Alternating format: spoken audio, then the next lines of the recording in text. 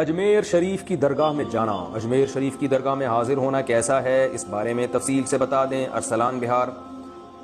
دیکھیں، یہ بزرگوں کی قبر پہ جانا صرف آخرت کی یاد تازہ کرنے کے لیے یا میت کے لیے دعا کرنے کے لیے اس نیت سے جانا جائز ہے، اس کے علاوہ کسی بھی نیت سے جانا جائز نہیں۔ آج کل جو یہ مزار بنے ہوئے ہیں انڈیا اور پاکستان میں، ان میں بہت ساری خرافات ہوتی ہیں، اس لیے ان مزاروں پہ جانے کو ہم ناجائز ہی کہتے ہیں۔ اس کی وجہ یہی ہے کہ اس سے بدعتیوں کی تائید ہوتی ہے، اور جو کچھ دھوم دھڑکا وہاں پہ ہو رہا ہے سب کو پتہ ہے۔ رسول اللہ صلی اللہ علیہ وسلم نے ارشاد فرمایا کہ اللہ یہود و نصارہ پہ لعنت کرے، وہ انبیاء کے دنیا سے جانے کے بعد ان کی قبروں کو میلہ گاہ بنا لیا کرتے تھے، عید گاہ، جیسے عید پہ میلے ٹھیلے ہوتے ہیں۔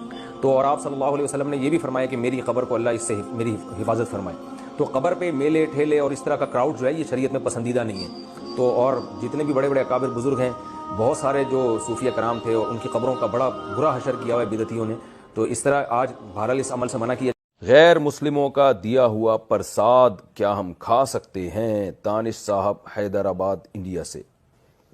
دانش بھائی، آپ ان ہندوؤں کو بہت محبت سے پیار سے سمجھا دیں کہ دیکھیں یہ ہمارے مذہب کا حصہ ہے کہ جو چیز غیر اللہ کے لیے اس کا قرب حاصل کرنے کے لیے، ان سے بولیں کہ آپ جو پتھر کے بنے ہوئے بت ہیں ان کے نام پہ ان کو خوش کرنے کے لیے جو بھی مٹھائی یا کوئی بھی کھانا وانا پکاتے ہیں، تو ہمارے مذہب میں وہ کھانا جائز نہیں ہے، کیونکہ ہم توحید پرست ہیں، ہم ایک اللہ کو مانتے ہیں۔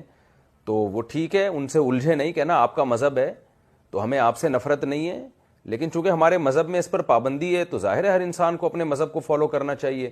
تو باقی پھر ان کو جو بد اخلاقی کا ایک تھوڑا سا عنصر جائے گا تو اس کی تلافی کسی اور طرح سے کر لیں آپ، یا اس سے کہیں یار تم یہ پرساد چھوڑو، تم ویسے ہی مجھے اپنے گھر دعوت پہ بلاؤ تو میں آؤں گا تمہارے ساتھ بیٹھ کے کھانا کھاؤں گا، یا چلو آؤ تمہارے خرچے پہ آج ہم چائے پیتے ہیں چل کے، تاکہ اس کو یہ احساس نہ ہو کہ اس کو میری ذات۔ منگیتر کے ساتھ گھوم رہے ہیں، فون پہ باتیں ہو رہی ہیں، بھائی نکاح کرو، لیگل کرو اس کو یار، خدا نے کتنا آسان کر دیا، کیوں خدا کے غضب کو دعوت دے رہے ہو؟ گواہ بلاؤ، ایجاب و قبول کرو۔ آپ منگیتر کو لے کے گھوم بھی رہے ہو اور دنیا کو دکھا بھی رہے ہو تاکہ لوگ بھی یہ کام کریں، یہ تو بے حیائی کو پھیلانا ہو گیا کہ نہیں ہو گیا؟ نیچے لوگ بھی ماشاءاللہ ماشاءاللہ ماشاءاللہ جو بھی ہے۔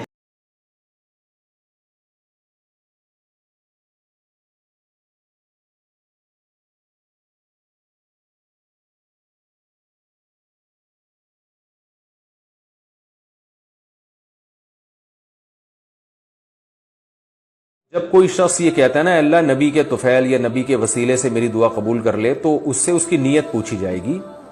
وسیلے کا مطلب اگر یہ ہے کہ نبی کو درمیان میں واسطہ بنا رہا ہے اور نبی اللہ سے سفارش کریں گے، اور یا نبی گویا اللہ سے یہ کام کروا دیں گے، تو یہ تو غلط ہے۔ آپ تو یہاں بیٹھ کے دعا مانگ رہے ہیں، نبی صلی اللہ علیہ وسلم عالم الغیب تو نہیں ہے، اور نہ کسی پیغمبر کا اللہ پہ کوئی زور چلتا ہے کہ زبردستی کام کروا دیں، تو اس نیت سے وسیلہ یہ بالکل حرام ہے، شرک ہے، ناجائز ہے۔ نبی صلی اللہ علیہ وسلم کی صحیح حدیث ہے کہ ایک عورت نے بلی کو باندھ دیا، نہ کھانے دیتی تھی نہ پینے دیتی تھی، بلی سے کسی طرح سے بیزار آ گئی ہوگی۔ اب علماء کہتے ہیں بھائی بلی اگر آپ کو تنگ کر رہی ہے، بیزار آ گئے تو مار دو اس کو، مارنا جائز ہے اس کو، اگر آپ کو تنگ کر رہی ہے، نہیں کر رہی تو پھر مارنا بھی جائز نہیں ہے۔ اگر آپ کے لیے مصیبت بنی ہوئی ہے تو مار سکتے ہو آپ اس کو۔